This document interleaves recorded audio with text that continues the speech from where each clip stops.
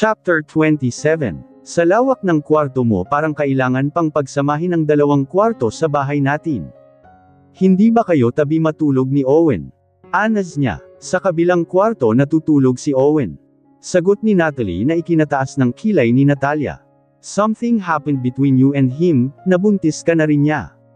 Bakit hindi ka pa rin tinatabihan? Bawas-bawasan mo ang pagsusungit mo sa kanya dahil siya na lang ang magiging kakampi mo sa mga Fuentes. Huwag mong hayaan na si Zarina pa ang kampihan niya. Panenermo na naman ni Natalia. Hindi naman sumagot si Natalie. Dumiretso na itong pumasok sa loob ng bathroom. Nilibot naman ni Natalia ang kwarto ng anak niya.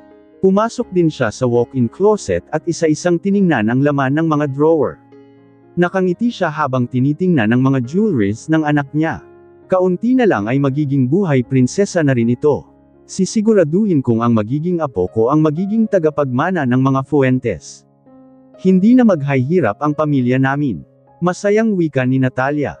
Sa pagtitingin siya sa mga drawer ng anak niya ay nakita niya ang itinatago ni Natalie. Tiningnan ni Natalia ang isang fake pregnant belly. Bakit may ganito siya? Usual niya sa sarili niya. Makalipas ang ilang minuto ay natapos na si Natalie na maligo. Paglabas niya ng bathroom ay hindi niya nakita ang kanyang ina. Saan na naman nagpunta yun? Anas niya pero hindi niya nalang pinagtuunan ng pansin at dumiretso na siya sa walk-in closet niya. Pagpasok niya ay nakita niya ang kanyang ina na nakaupo sa isang upuan. Akala ko lumabas na naman kayo. Ako na naman ang pagagalitan kapag nagpakalat-kalat kayo sa mansion. Sa susunod tawagan niyo muna ako bago kayo pumunta rito dahil hindi ko alam kung anong mga paninira ang sinasabi ni Zarina about me. That woman is so annoying, naiinis na saad ni Natalie habang naghahanap ng maisusuot niya. What are you thinking, Natalie? Seryosong tanong ni Natalia. Kunot noong nilingan ni Natalie ang kanyang ina pero napalunok na lang siya sa kanya mabilis na nilapitan ang kanyang ina. Ano ba kasing ginagawa niyo rito? Pumasok na nga kayo sa walk-in closet ko nang hindi man lang nagpapalam pati ba naman mga gamit ko pakikialamanan niyo pa. Inis niyang saad sa kainagaw ang fake pregnant belly niya at ibinalik yun sa drawer. Galit namang hinawakan ni Natalia sa braso ang anak at sapilitan itong pinaharap sa kanya. Hindi ka talaga buntis? Tanong niya. Anong klaseng tanong ba yan? Pwede ba umalis na kayo? Pagod na ako at gusto ko nang magpahinga. Sagutin mo ako Natalie. Anong ibig sabihin ng mga fake pregnant belly mo? Hindi ka talaga nabuntis ni Owen. Sinabi mo sa akin na may nangyari sa inyo pero hindi ka nabuntis. Napairap na lang si Natalie sa sobrang inis. Sa iniisip mong plano ako lang ang magiging kakampi mo kaya huwag mo akong pinalilihiman. Fine, fine, sukong sagot ni Natalie. Magbibihis muna ako bago kita kausapin. Aniya saka siya nagbihis bago niya muling hinarap ang kanyang ina. Kasalanan ko ba kung wala palang nabuo nang may mangyari sa amin ni Owen? 2 linggo akong delay. Nag-pregnancy test ako and it was positive kaya kinausap ko kaagad si chairman pero after a week dinatnan ako. Hindi niyo alam kung paano ako na-stress nang malaman kong menstruation pala ang lumabas na blood sa akin. Akala ko something happened to my baby kaya nagpa-check up ako pero kinonfirm na ng OB ko na mens yung blood and I am not pregnant. I told her about my positive pregnancy test pero sinabi niyang madalas yun nangyayari at false alarm lang yung nangyari. It's so frustrating, Mom, pero hindi niyo ako masisisi. Ito na yung pagkakataon ko para maging Fuentes. Pumayag si chairman na pakasalan ako ni Owen because he thought there's a baby. Pwede ko namang gawan ng paraan yan. After 9 months, maghahanap na lang ako ng baby at palalabasin kong baby namin yun ni Owen.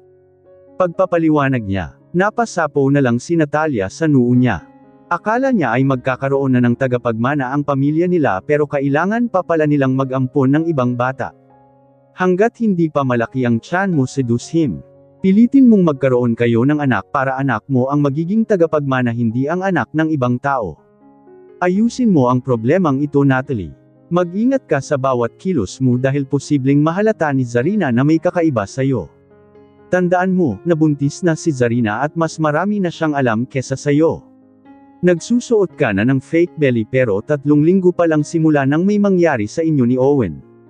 May mga buntis na 5 buwan o 6 na buwan na ay hindi pa rin halatang buntis sila pero ikaw 3 linggo pa lang may bump na. Mag-research ka about pregnancy. Don't be stupid, ani ni Natalia sa anak niya sa kanya ito iniwan. Hindi makapaniwala na pinaglihiman siya ng anak niya. Tuwang-tuwa pa naman siya nang malaman niyang buntis ang anak niya at isang Fuentes ang magiging apo niya pero pangarap lang pala ang mga yun. Malalim pa rin ang iniisip ni Zarina. Nag-iisip siya ng paraan kung paano niya ba i-expose ang kasinungalingan ni Natalie. She needs a clear proof para mapatunayan na totoo ang sasabihin niya. Isang malalim na buntong hininga ang pinakawalan niya. Itutuon niya na sana ang atensyon niya sa laptop niya nang may pumasok sa office niya. Hi, how are you pretty lady? Nakangiting wika ni Hailey. Napangiti naman si Zarina nang makita niya na naman ang kaibigan niya. Ginagawa mong kapitbahay ang iba't ibang bansa ah. Kumusta ka? Anas niya sa kanya nilapitan si Hailey at nakipagbeso. Ito busy pa rin sa dami ng ginagawa ko. Hindi ko talaga maintindihan kung bakit hindi man lang ako binigyan ng kapatid ng mga magulang ko. Akala ba nila nakakatuwa ang only child lang? Nakaka-boring at nakakapagod. Wala man lang akong kasama para i-manage ang kumpanya. Pagrereklamo niya sa kasila na upo sa sofa. Bahagya na lang na natatawa si Zarina. Depende rin siguro ang pagkakaroon ng kapatid. Binigyan nga ako ng kapatid pero kaaway naman ang tingin namin sa isa't isa. Kaati ang tingin namin sa isa't isa tapos nag-aagawan pa sa iisang lalaki. Natatawang saad ni Zarina. Natawa na lang din si Hailey. Dahil magkaiba naman kasi ang ina nyo. Siguro naman ay hindi kaaway o kaati ang tingin nyo sa isa't isa kung iisa lang ang mami nyo. Anyway, where is your beach half-sister? Ilang segundong tinitigan ni Zarina ang kaibigan niya saka siya napabuntong hininga. Natawa na lang si Hailey dahil may subtitle ang bawat ekspresyon ni Zarina. Hindi ko na alam kung anong gagawin ko doon. Kung pagsasabihan ko naman siya hindi naman yun makikinig. Magkapatid lang kami sa dugo pero sa relasyon namin sa isa't isa, alam mong hindi naman maganda. Feeling ko nga ayaw akong lubayan ng babaeng yun. Gusto niya kung anong meron sa akin dapat meron din sa kanya. As you can see, even changing surname ginagaya pa rin ako. I became a Fuentes, she wants to become Fuentes too pero kung sabagay inagaw ko nga pala sa kanya ang title na yun. It's not your fault, siya naman ang unang nang-agaw. Lahat ng meron ka patuloy pa rin niyang inaagaw. Baka gusto niya rin magkaroon ng kambal. If that's so, she's obsessed. Creepy. Tila kinikilabutan pang saad ni Hailey. Anyway, if she wants to be part of Fuentes family sino naman sana ang pakakasalan niya? Si Owen, pinsan ni Tyrone. Ang totoo niyan ay pinipilit ni Natalie na pakasalan siya ni Owen. Naaawa lang din ako kay Owen. Hindi ko pa masyadong nakikilala si Owen pero noong unang pagkikita namin alam kong masayahin siya at palabiro. Natalie is faking her pregnancy. Nagsalubong ang mga kilay ni Hailey. What do you mean? Something happened between them. If that's so, paano mo nasabing nagpapanggap lang siyang buntis? Hindi pa ako sigurado kung totoo ba ang hinala ko pero may nakuha kasi si Isabella sa kwarto ni Natalie na fake pregnant belly. Kung gusto siyang pakasalan ng pinsan ni Tyrone bakit kailangan pa niyang magpanggap na buntis siya? Natalie is forcing Owen to marry her. Hindi ko alam kung paanong nangyaring may nangyari sa kanila. Kilala mo naman si Natalie, gagawin niya ang lahat makuha lang ang gusto niya. Who knows kung na-drug lang si Owen when something happened between them. Wala naman akong pakialam sa kanila pero kung sisirain ni Natalie ang buhay ni Owen. Hindi ko naman kayang manahimik lang lalo na at niloloko lang ni Natalie ang mga Fuentes. Napapailing na lang si Hailey. Hindi niya akalain na aabot sa ganito si Natalie. Desperada na talaga siya para lang makuha ang lahat ng gusto niya. So, what is your plan? Kuryosong tanong ni Hailey. I will expose her to her wedding day pero bago sana dumating ang araw na yun may solid evidence na ako.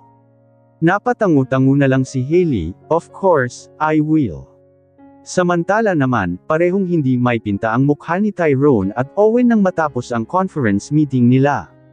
Nagsalubong ang mga mata nilang dalawa at mukhang iisa lang ang nararamdaman nila. Naiinis sila sa bida-bida na anak ng isang board of directors na si Marcus. Nang makalabas na ang ibang board of directors ay nilapitan ni Marcus ang magpinsan na parehong nag-aayos ng mga papeles. Kumusta naman kayong magpinsan na nag-aawagan sa trono? Paano kung wala naman talaga sa isa sa inyo ang magiging CEO ng kumpanyang to? Paano kung ako talaga ang nakatadhana sa posisyon na yun? Nang aasar na saad ni Marcus sa magpinsan. Nanatiling tahimik si Tyrone habang inaayos ang mga gamit niya habang si Owen naman ay hindi marunong magtimpi ng pasensya. Do you really think that you deserve that position? I won't let that to happen. Wala sa isa sa inyo ang makakakuha ng posisyon na yun. May diin na wika ni Owen saka siya inis na umalis. Nilingan ni Marcus si Tyrone pero wala itong pakialam sa kanya. Tahimik na umalis ng conference room si Tyrone at dumiretso na siya sa office niya. Naghihintay naman doon ang dalawa niyang kaibigan. Dala na namin lahat ng mga reports na kailangan mo at mga proposal na kailangan mong reviewin. Isinama ko na rin ang buong reports ng sales natin for the past 6 months. Sa ngayon okay naman ang sales natin at sa bawat buwan na lumilipos tumataas din ang sales natin. Diretsyong saad kaagad ni Matthew. Hindi pa man nakakaupo si Tyrone pero yun na kaagad ang sinabi niya. That's good then. Babasahin ko na lang pag-uwi ko mamaya. Marami pa akong kailangang gawin dito. Pagkatapos ay isesend ko na lang sa email ang response ko. Seryosong sagot ni Tyrone. Hindi ka pa napapagod sa ginagawa mo. 2 kumpanya ang minamanage mo. Wala ka naman talagang pakialam sa kumpanya ng lolo mo dahil successful na ang kumpanyang itinayo natin. Why are you still here? Hindi mapigil ang tanong ni Iris. It's because they don't know about our company. Tanging sagot ni Tyrone habang binabasa ang dokumento na hawak niya. Ano ba talagang binabalak mo? Hindi ka magsasayang ng oras sa isang bagay kung wala kang gustong gawin. Sabihin mo nga yung totoo, ano ba talagang pinaplano mo sa kumpanya ng lolo mo? Seryosong tanong ni Matthew. Ilang segundo pa ang lumipas bago sumagot si Tyrone. Plan to buy this company, tipid niyang sagot. Nagkatinginan na lang si Iris at Matthew. Napapailing na lang si Matthew. Hindi talaga nila magawang basahin ang kaibigan nilang si Tyrone. Ibang klase ka talaga. Kaya pala parang wala kang pakialam plano mo palang bilhin ang kumpanyang to. Paano mo yun magagawa kung mas malaki ang kumpanya ng lolo mo kesa sa kumpanya natin? Kuryosong tanong ni Iris. Pwede ko namang isa-isahin na bilhin ang shares ng mga board of directors. Zarina is one of the major shareholders too. Minsan kong nakita ang dokumento na nagpapatunay na siya ang may hawak ng shareholders ng namatay niyang ina. I can buy that too. Anas pa niya. Is that the reason kung bakit mas pinili mong mahalin siya para makuha mo ang gusto mo sa kanya? Seryosong tanong ni Matthew. Do you really love her or you just love her because you need her? Dagdag pa ni Matthew. Sinama ni Tyrone ang tingin si Matthew. I love my wife, you jerk. Of course, at first, I just need her because of her shares. Siguro naman ay iisa lang ang pangarap naming dalawa para sa pamilya namin. Sa mga anak lang din naman namin mapupunta ang mga negosyong ipinapatayo ko. Anas niya, napakibit-balikat na lang si Matthew. Kumusta na nga pala yung ipinapagawa ko sa inyo? May usad na ba? Pag-iiba niya sa usapan. Lahat ng mga abandonadong building at warehouse dito sa buong Manila ay pinapuntahan ko na. Sinabi ko naman kay detective na linisan na nila yung buong lugar para siguradong wala silang may iwan na sulok nang sa ganun mahanap ang USB na sinasabi mo. Ano bang meron sa USB na yun? Gaano ba yun kahalaga para hanapin mo pa? Halos 2 linggo na rin ang paghahanap nila sa USB. Lahat ng mga abandonadong building at warehouse sa Manila ay pinapapuntahan nila para masigurong mahanap ang USB na kailangan ni Zarina. Zarina need that. Hindi ko rin alam kung anong laman ng USB na yun pero siguradong makakatulong yun kay Zarina para makuha na ang hustisya na kailangan niya. Nagsalubong ang mga kilay ni Matthew at Iris. What do you mean? Kuryosong tanong ni Iris. Naniniwala siyang hindi aksidente ang nangyari sa kanila noong gabing mamatay ang mommy niya.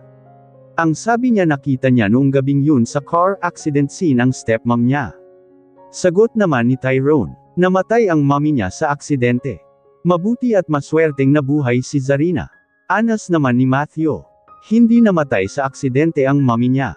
Sa hospital na to namatay and she believed na doon na pinatay ang mommy niya using a drug. Natahimik na ang dalawa niyang kaibigan. Hindi nila ma-imagine ang mga nangyari sa buhay ni Zarina. Kung ganun marami ka nang nalalaman kay Zarina. Siguro naman ay wala ka ng lakas ng loob para dumagdag pa sa mga taong tremaydor sa kanya. Hindi ko pa siya kilala personally but I feel that she's a nice person.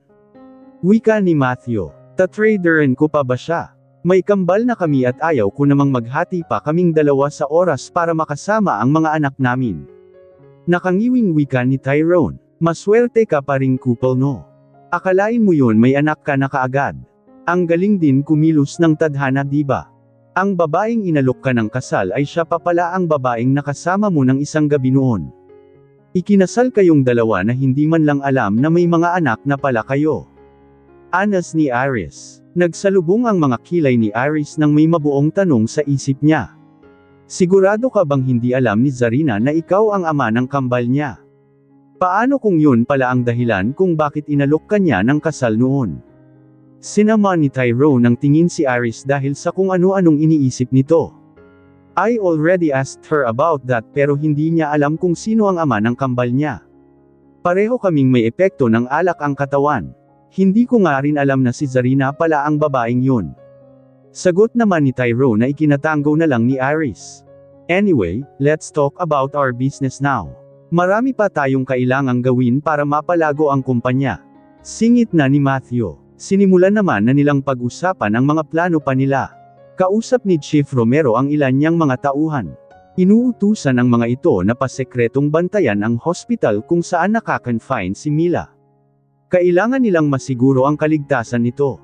Lingid sa kanilang kaalaman na kanina pa nakikinig si Officer Fernando, ang pulis na spy ni Natalia. Walang sino man ang pwedeng makaalam ng misyon yung ito. Siguraduhin yung walang mangyayari sa victim at sa pamilya nito.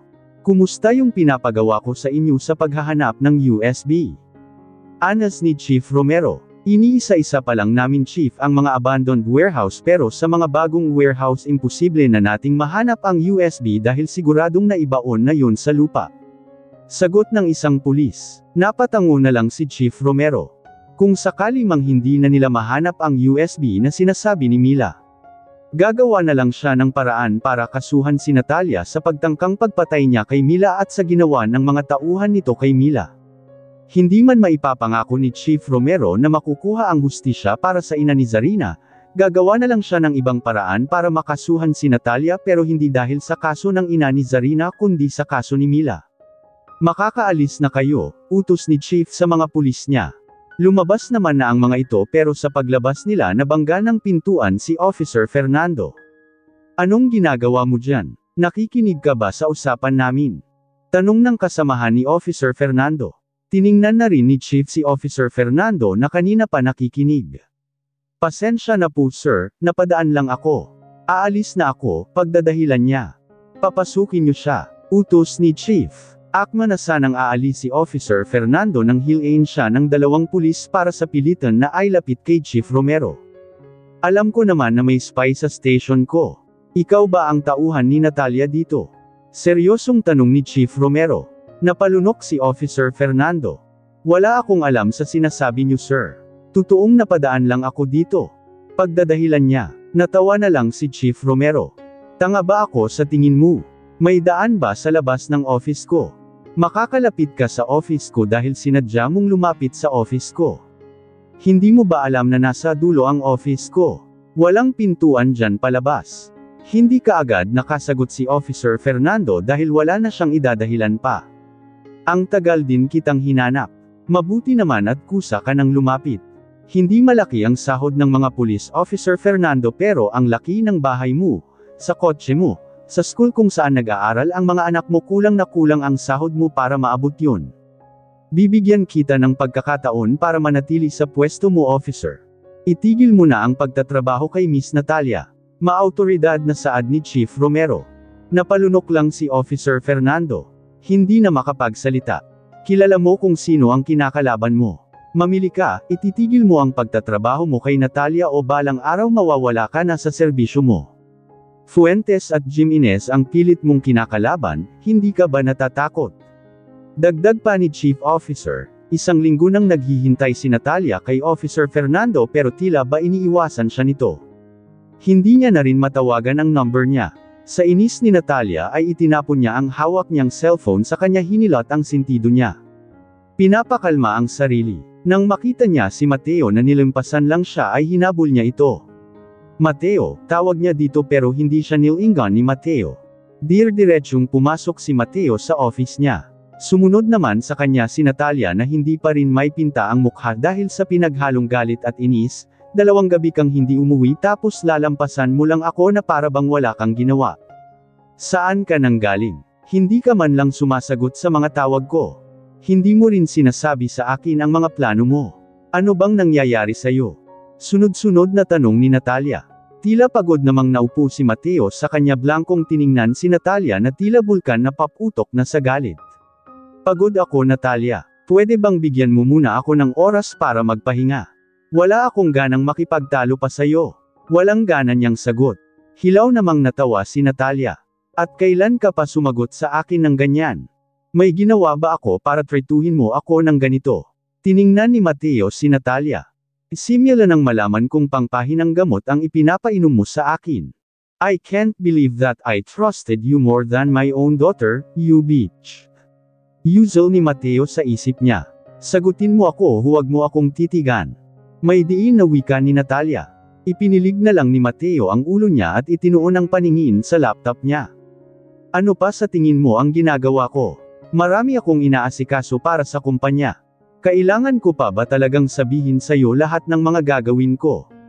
Of course, yun naman talaga ang ginagawa mo simula nang magsama tayo. Yun ay dahil mahina pa ako pero hindi ko na kailangang sabihin sa'yo lahat dahil kaya ko nang kumilos. Malakas na ako, salamat sa mga gamot na ipinapainom mo sa akin. Thank you for taking care of me. Alam kong napapagod ka na rin at ayaw kong idagdag mo pa ako sa isipin mo. Malambing na saad ni Mateo. Hindi pwedeng makahalata si Natalia na unti-unting nagbabago si Mateo. Tila nawala naman ang galit ni Natalia pero nagtataka siya kung paanong lalong lumalakas si Mateo gayong pinapalitan niya ang laman ng mga gamot at vitamins nito. Wala na ba talagang epekto kay Mateo ang mga gamot? Sino pa ba ang mag-aalaga sa'yo kundi ako? Ako lang ang may pakialam sa'yo. Yung anak mo porket naging Fuentes na akala mo kung sino nang nasa mataas na posisyon. She's not respecting you anymore kaya hindi ko maintindihan bakit kailangan mo pa siyang pilitin na kausapin ka at magkaayos kayo. Patuloy na paninira ni Natalia kay Zarina. Hindi makapaniwala si Mateo na nagawa niyang ipagkatiwala noon si Zarina at ang kambal nito kay Natalia. Masyado siyang nabulag, akala niya ay si Natalia ang tunay niyang kakampi pero ito pala ang totoo niyang kalaban. Paano nagawa ni Natalia na talikuran siya? Ibinigay niya naman lahat ng gusto ni Natalia kaya ano pa ba ang kulang? Gusto ba nito na angkinan niya lahat ang buong kumpanya? Gusto ko munang magpahinga. Iwan mo muna ako. Iyon na lang ang sinabi ni Mateo sa kanya ibinaba ang swivel chair niya at ipinikit ang mga mata niya. Iniiwasan mo ba ako? Bakit ayaw mong sabihin sa akin ang mga pinaplano mo? Hindi mo na rin sinasabi sa akin ang mga lakad mo. Are you hiding something from me? Tanong na naman niya. Bahagya na lang na napabuntong hininga si Mateo pero nanatiling nakapikit ang mga mata niya dahil sa pagod at puyat. I want to rest. Please leave me alone, pagod na wika ni Mateo. Inis na lumabas si Natalia ng office ni Mateo. Kinuha niya na lang ang bag niya at pinuntahan si Officer Fernando sa station nito. Good afternoon ma'am, ano pong maitutulong ko sa kanila? Tanong kaagad sa kanya ng babaeng nasa front desk. Hinahanap ko si Officer Fernando. Nandyan ba siya? Diretso niyang sagot. Si Fernando. 1 linggo na siyang wala dito ma'am. Inilipat na siya ng ibang station. Sagot ng babae. Nagsalubong ang mga kilay ni Natalia dahil sa pagtataka. Kung lumipat pala ito ng station bakit hindi man lang sinabi sa kanya? Papalabas na rin sana si Chief Romero kausap ang ibang mga pulis niya nang makita niya si Natalia. Nilapitan niya ito at nagtanong. Miss Natalia, anong ginagawa niyo rito? May ire-report ba kayo? Tanong ni Chief Romero. Napataas lang ang kilay ni Natalia. Alam niyang kakampi ni Zarina si Chief Romero. Wala naman, may hinahanap lang ako sa mga tauhan mo. Malaki ang utang sa akin pero mukhang tinakbuhan na ako. Mataray niyang sagot saka umalis. Napapailing at napapangisi na lang si Chief Romero. Simula nang malaman niyang si Officer Fernando ang mata ni Natalia sa station ay inilipat niya ito kaagad sa ibang station. Sa malayong station na kung saan hindi mahahanap ni Natalia. Pinuntahan ni Natalia ang bahay ni Officer Fernando. Mahigpit ang hawak niya sa manubela dahil sa inis. Kapag nakita niya si Officer Fernando talagang masasample niya ito dahil hindi man lang ito nagsabi na inilipat na pala siya sa ibang station at hindi man lang ito sumasagot sa mga text at tawag ni Natalia. Pagdating niya sa bahay ni Officer Fernando ay nakailang beses na siyang doorbell sa gate nito pero walang sumasagot. "Fernando, lumabas ka dyan." Malakas na sigaw ni Natalia. Nang may makarinig naman sa sigaw niya ay nilapitan siya. Kung ang pamilayan Fernando ang hinahanap niyo, 1 linggo na silang umalis sa bahay na yan. Ibinenta na nila yan at umalis. Ang alam ko ay inilipat siya sa ibang station. Anas ng kapitbahay nito. Alam mo ba kung saan siya inilipat? Yun ang hindi ko alam, ma'am. Pagkatapos ng malaman ni Natalia ay bumalik na siya sa sasakyan niya at inis na hinampas ang manubela nito. "Tinakasan na ba ako ng gagong yun? Papatayin talaga kita kapag nagkita tayo. Idadamay ko ang buong pamilya mo." Buwisit. Stress na pumasok si Natalia sa kumpanya. Ipinatawag niya kaagad si Manager Cruz. Habang naghihintay siya ay pabalik-balik siyang naglalakad sa harap ng malaki niyang bintana. Makalipas ang ilang minuto ay dumating na si Manager Cruz. "Ipinatawag mo raw ako," ani nito. Mabilis naman siyang hinarap ni Natalia. "Nagawa mo na ba ang ipinagawa ko sa'yo?" tanong niya kaagad. Frente namang naupo sa sofa si Manager Cruz. "Of course, don't worry, malinis ang lahat ng trinabaho ko." Kalmado nitong saad. Nabawasan naman ang galit ni Natalia kaya kumalma na siya at naupo na rin. "Mabuti naman kung ganun," anas niya. Tumayo si Manager Cruz para magtimpla ng kape. "Hindi ko pa siya nakakausap pero malaki ang pagbabago ni Mateo. Alam mo naman na hindi ko hawak ang dokumento na si Zarina ang tunay na shareholders ng kumpanya. Hindi ko rin alam kung totoo bang walang alam si Mateo kung nasaan ang dokumento na yun. Kailangan pa rin natin yun hanapin para manatili sa akin ang kumpanya. Kapag hawak ko ang dokumento na yun, mapapaalis ko na si Zarina rito at walang magagawa si Mateo. Sigurado akong mas pipiliin ako ni Mateo kesa sa sarili niyang anak dahil mas unang naging anak ni Mateo ang kumpanya kesa kay Zarina." Ani ni Natalia. Nang matapos magtimpla si Manager Cruz ay ibinigay niya ang isang kape kay Natalia. "Paano mo mababawi ang kumpanya kapag nakuha na ito ni Zarina?" Seryoso pang tanong ni Manager Cruz. "Ako na ang bahala doon. Hindi ako mapapabagsak ng isang katulad niya," mayabang na saad ni Natalia. Napatango na lang si Manager Cruz. Palabas na sana si Hailey ng hospital nang makita niya si Natalia na kalalabas lang ng isang OB clinic. Nagtataka siyang sinundan ito hanggang sa makalabas sila. Naalala niya ang sinabi ni Zarina. "Akala ko ba nagpapanggap lang siyang buntis? Anong ginagawa niya sa clinic?" Mahinang usual ni Hailey sa sarili niya. Sinundan niya ng paningin ang sasakyan ni Natalie hanggang sa mawala ito. Napapailing na lang siya dahil nagagawa talaga ni Natalie ang lahat para lang makuha ang gusto niya. Hindi niya na lang yun pinansin at umuwi na rin siya. Pag-uwi ni Natalie sa mansion ay naabutan niyang nakikipaglaro si Owen sa mga bata. Napangiti naman si Natalie dahil ramdam niyang malapit ang loob ni Owen sa mga bata. Kung gagamit siya ng kahinaan ni Owen baka sakaling matutunan siya nitong mahalin. "Hi, agaw Athens," yung saad ni Natalie sa mga ito. Mabilis na nilingon ni Owen si Natalie sa kanya, tiningnan ang mga bata lalo na si Isabella na biglang nagtago sa likod ni Riley. Hinayla ni Owen si Isabella at Riley palapit sa kanya niyakap ang mga ito para hindi nila makita si Natalie. "What are you doing here? Dumiretso ka na sa kwarto mo." Blankong saad ni Owen. Tiningnan ni Natalie ang mga batang tila takot sa kanya. "Pasensya na, hindi ko naman sila sasaktan. Nagulat lang talaga ako noon sa kawala sa mood kaya napaalis ko si Isabella." Malambing niyang saad pero walang pakialam doon si Owen. Nang bumaba si Zarina mula sa kwarto ay napansin niyang yakap-yakap ni Owen ang kambal niya kaya nilapitan niya ang mga ito. "Pasensya ka na, kukunin ko na ang mga bata," anas ni Zarina. Lumapit naman sa kanya ang kambal at nagpabuhat pa si Isabella. Natatakot na masigawan na naman siya ni Natalie. "Pasensya na talaga, Zarina. Hindi ko naman sinasadyang matakot sa akin si Isabella." Hindyang paumanhin ni Natalie pero alam naman ni Zarina na nagpapakitang mabait lang ito dahil nasa harap nila si Owen. Alam niya namang sinusubukan ni Natalie na makuha ang loob ni Owen. Nangyari na, nagawa mo ng takutin ang anak ko pero oras na inulit mo ang ginawa mob hindi ko na palalampasin pa yon. Gustong itaas ni Natalie ang isang kilay niya dahil sa mataas na pride ni Zarina pero pinigilan niya yun dahil nasa harap nila si Owen. Hindi ko naman sinasadya. Sumilip ang anak mo sa kwarto ko, ano bang aasahan mo sa bata Natalie? Curious pa siya sa maraming bagay. Wala rin naman siyang kinuha sa'yo para magalit ka. Singit ni Owen. Hindi na lang sumagot si Natalie pero naiinis siya dahil si Zarina na lang ang palaging kinakampihan ni Owen. Mukhang handa pa nga si Owen na maging stepfather ng mga anak ni Zarina kung hindi lang kasal si Zarina at Tyrone. Nag-so sorry na nga ako diba? Dapat ka pa ba niyang pasalamatan?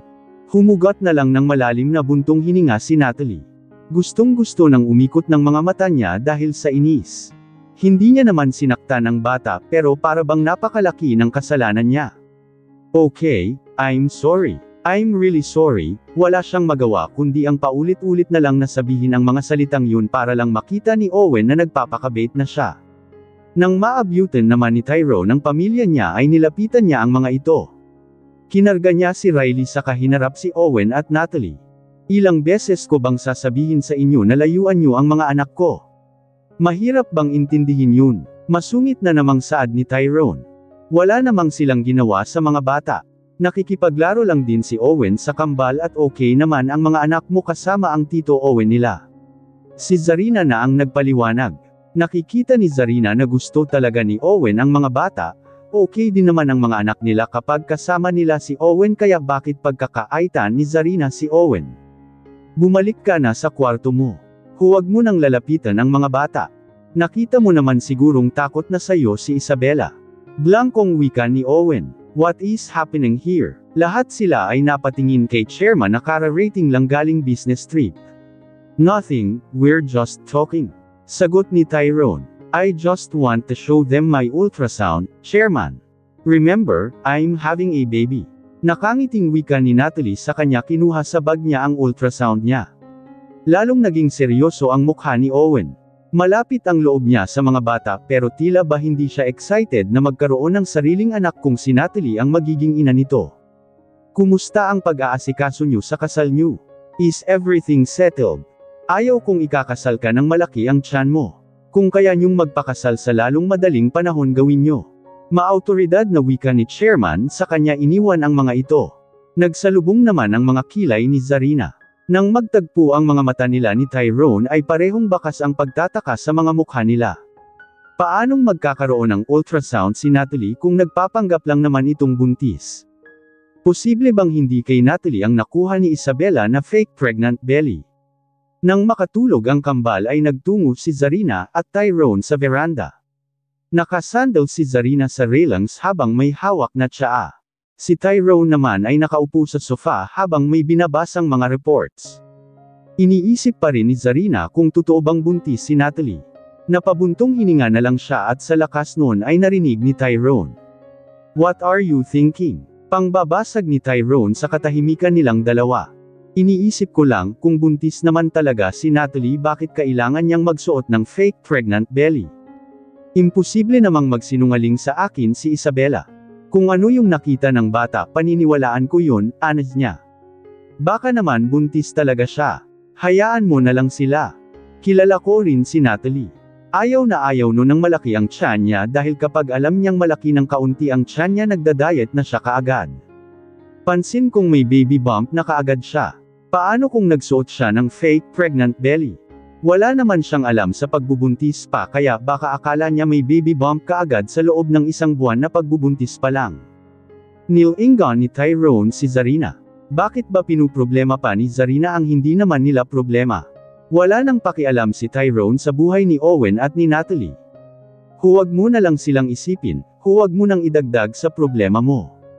Wala na tayong pakialam sa buhay nilang dalawa kaya kung ano man ang mangyari sa kanila, labas na tayo doon.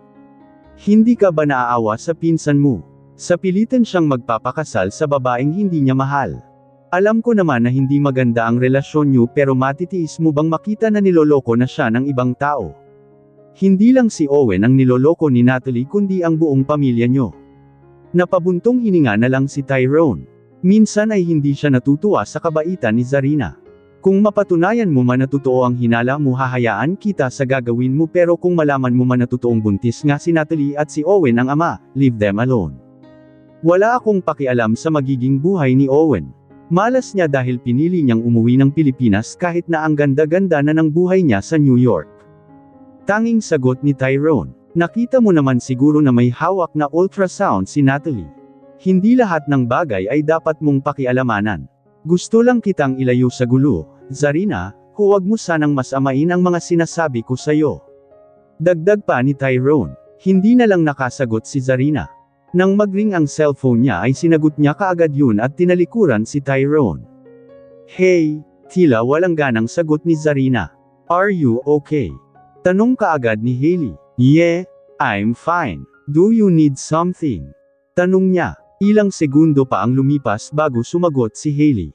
Tila ba iniisip pa niya kung sasabihin niya ba ang nakita niya? Ang sabi mo sa akin posibleng nagpapanggap lang si Natalie na buntis, right? Yes, why did you ask? I saw her lately sa hospital, sa isang OB clinic. Nag-lab test kasi ako, then after my lab test palabas na sana ako nang makita ko siyang lumabas sa isang OB clinic. Is she really pregnant? Nagtataka na ring tanong ni Hailey. Hindi kaagad nakasagot si Zarina. Yun lang ang pumapasok sa isip niya ngayon, pero mukhang may sagot na sa katanungan niya. Posible bang hindi buntis noong una si Natalie kaya nagsusuot ito ng fake pregnant belly? Kung galing nga ito sa isang OB at nagpa-check up, ibig sabihin buntis na talaga siya. Hey, are you still there? Ani ni Hailey nang hindi niya marinig ang sagot ni Zarina. Yeah. If she's really pregnant, then good for her. Thank you for calling me, Hailey. I want to rest now. Good night. Pagkatapos sabihin yon ni Zarina ay ibinaba niya na kaagad ang tawag sa kanya. Tiningnan si Tyrone na busy pa ring nakaharap sa mga papeles at laptop niya. Hindi ka pa ba matutulog? Tanong niya rito. Mauna ka nang matulog. May mga tatapusin lang ako. Sagot ni Tyrone nang hindi na nililingon si Zarina. Kinabukasan, nag-set ng meeting si Zarina kasama ang mga shareholders. Marami siyang plano na gustong gawin sa kumpanya. Ipinapaliwanag niya lahat ang mga gusto niyang gawin. Nakangiwi si Natalie habang nakikinig. Hindi rin may pinta ang mukha ni Natalia habang blankong nakikinig si Mateo sa anak niya. Hindi niya rin maintindihan ang gusto ni Zarina, pero malaki ang tiwala niya sa anak niya. Gusto mong makipag-collaborate sa kumpanya na yan. Alam mo ba kung anong muntik nilang gawin sa kumpanya natin? Hindi ako pumapayag sa gusto mo. Pagpuputol ni Natalia sa sinasabi ni Zarina. Tiningnan ni Zarina si Natalia. Sino bang nagsabi sa'yo na kasama ka sa magdedesisyon sa mga plano ko? Sa pagkakaalala ko, wala kayong karapatan sa kumpanya na to. Empleyado ka lang, tita, so whether you like my plan or not, I don't care about your opinions. Prangka niyang wika na ikinaawang ng labi ni Natalia. Nagkatinginan ang mga board of directors dahil sa prangkang saad ni Zarina. What did you say? Galit ng tanong ni Natalia. Zarina, are you sure about this? Pagsisingit na ni Mateo. Kunwaring hindi muna sang-ayon sa desisyon ni Zarina para hindi makahalata si Natalia na unti-unti na siyang nagbabago. Don't worry, Mr. Jimenez. Hindi ko ilalagay sa alaganin ng kumpanya. I know what I am doing. Kung sakali mang magkamali ako sa magiging desisyon ko, kusa akong bababa sa pwesto ko. Seryosong sagot ni Zarina. Sigurado ka ba sa desisyon mo o baka naman makiusap ka na naman kay Daddy na bigyan ka pa ng chance para manatili sa kumpanya? Tinaasan ni Zarina ng kilay si Natalie. Siya pa ngayon ang nakiusap. Sino ba sa ating dalawa ang nakiusap para magkaroon ng posisyon sa kumpanya? Hindi ba at ikaw yun? Walang prenong wika ni Zarina. Natawa na lang si Natalie. Gusto niyang sabunutan si Zarina pero wala siyang nagawa kundi ang ikuyom na lang ang mga kamao niya.